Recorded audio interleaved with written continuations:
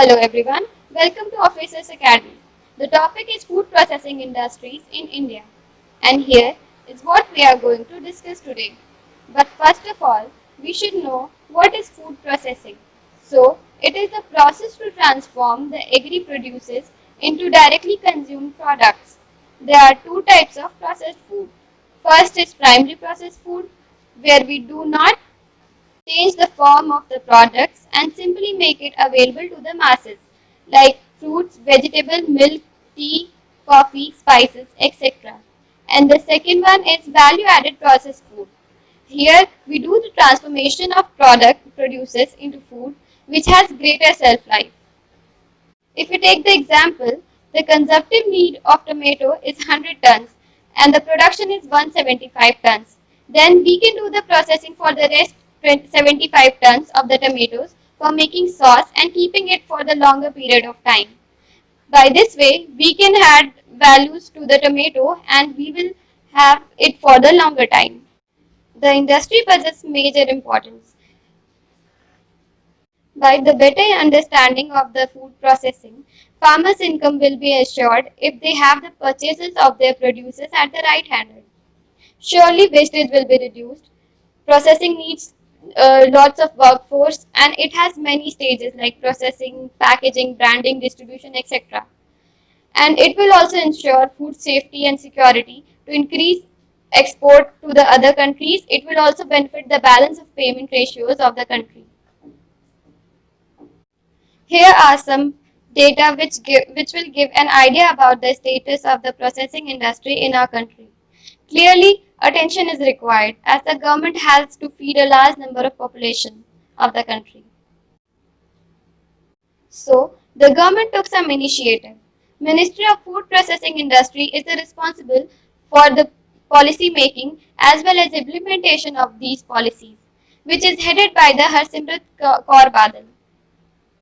PM Kisan Sampada Yojana is one of those schemes which were launched during the 14th Finance Commission to apprehend the situation.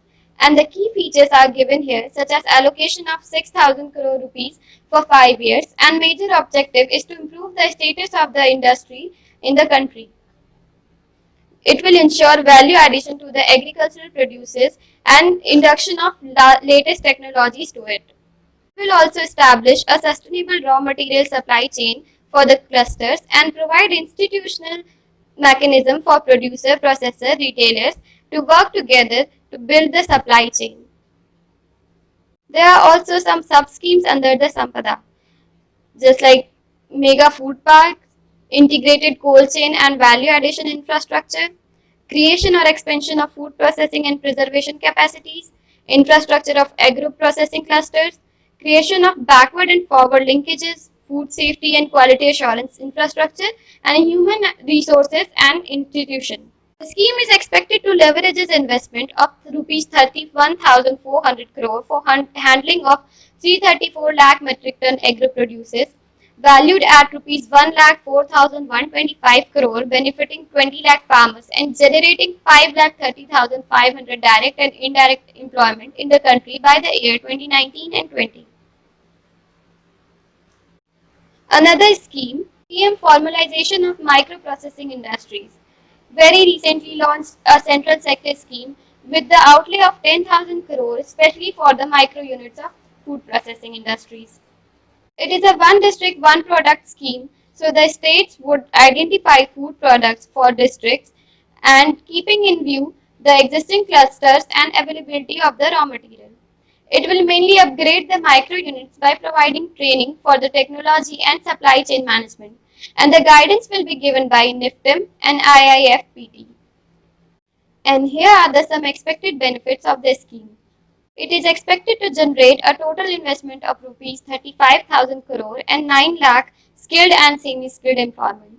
It will also benefit 8 lakh units through access of information, training, better exposure and formalization. And nearly 20,000 micro enterprises will get credit linked subsidy support. Here are some data which will decide why it is necessary for the industry. You can pause and read it. To understand the structure of the industry, it is important to know what is the stages of the production. In upstream, we only worry to extract the raw materials, and for that we require good techniques and technologies with quality assurance. And here are some requirements of the upstream stages of production. But for the downstream stage, we move further and do the processing and manufacturing of the products which are close to the consumer end. Here are some requirements of downstream process of stage of supply chain management is the final step a firm takes to make it available to the consumer. It involves storage and movement of the products from producer to the ultimate user. There is a need of making improvement here as well. Because of the fragmented supply chain, a number of products cannot reach to its destination and producers suffer from a huge loss. At last, the demand of these products results into increment and in their prices, which will bear by the consumer. Adequate storage facilities and quality control measures are the areas we should also look for the betterment of these industries. Here is two flowcharts are given for the better understanding of the supply chain of Indian food industries.